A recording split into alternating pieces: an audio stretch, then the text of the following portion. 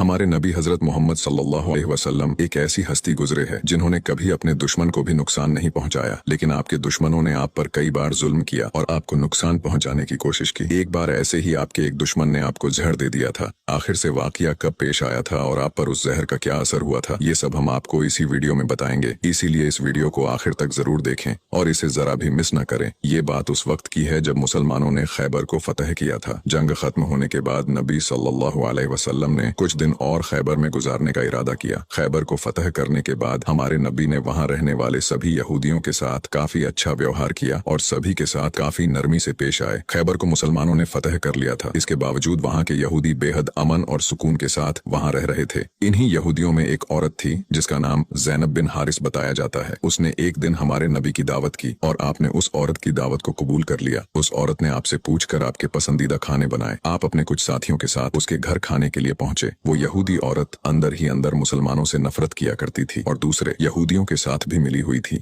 जो मुसलमानों के दुश्मन थे। उस औरत ने खाने में पेश होने वाले बकरी के गोश्त में जहर मिला दिया था। जब जहर से भरे उस गोश्त को आपके सामने पेश किया गया और आपने खाने के लिए एक निवाला उठाया और अपने मुंह में रखा तो आप समझ गए कि इसमें जहर मिला हुआ है। आपने तुरंत अपने साथियों को खाना खाने से रोक दिया और कहा कि इसमें जहर मिला हुआ है, लेकिन अफसोस के आपके कुछ साथी उस वक्त तक कुछ गोश्त खा चुके थे जिसकी वजह से उनकी शहादत हो गई। कहा जाता है कि जहर के बारे में हमारे नबी को उस जहर की बोटी ने ही खबरदार किया था। इस वाक़े के बाद उस औरत के साथ साथ उसके सभी साथियों से पूछताछ की गई तो उन्होंने न सिर्फ अपना गुनाह कबूल किया बल्कि ये भी कहा कि हमने आपके साथ ये इसलिए किया क्योंकि हम ये देखना चाहते थे कि आप अल्लाह के सच्चे नबी हैं या नहीं। अगर आप अल्लाह के सच्चे नबी हैं तो इस जहर का आप पर असर नहीं होगा और अगर आप अल्लाह के नबी नहीं हैं तो हमें आपसे छुटकारा मिलेगा। ये बात तो सब जानते हैं कि हमारे नबी ने कभी किसी से बदला नहीं लिया, जबकि आप पर कई बार बहुत जुल्म किया गया जिसके बारे में कोई सोच भी नहीं सकता। लेकिन जब उस जहर की वजह से आपके सहाबा की शहादत हुई थी तो कानून के मुताबिक उस औरत को भी कत्ल कर दिया गया। लेकिन कुछ रिवायतों में आता है कि उस औरत ने खुदकुशी कर ली थी। वही कुछ रिवायतों में कहा जाता है कि उस औरत को माफ कर दिया गया था। इस बारे में कई मुफस्सरीन अपनी अलग अलग राय रखते हैं। एक हदीस में हजरत आयशा फरमाती है कि जब नबी सल्लल्लाहु अलैहि वसल्लम की जिंदगी के आखिरी दिन चल रहे थे और आप बीमार रहा करते थे, उस समय आप कहा करते थे कि खैबर में जो मैंने जहर से मिले हुए गोश्त का टुकड़ा खाया था उसका दर्द मैं आज भी महसूस कर सकता हूँ। ये बात कई किताबों से साबित है कि उस जहर का असर हमारे नबी के आखिरी दिनों में देखा गया था और इसी जहर के असर ने आपकी वफात में एक अहम किरदार अदा दिया था।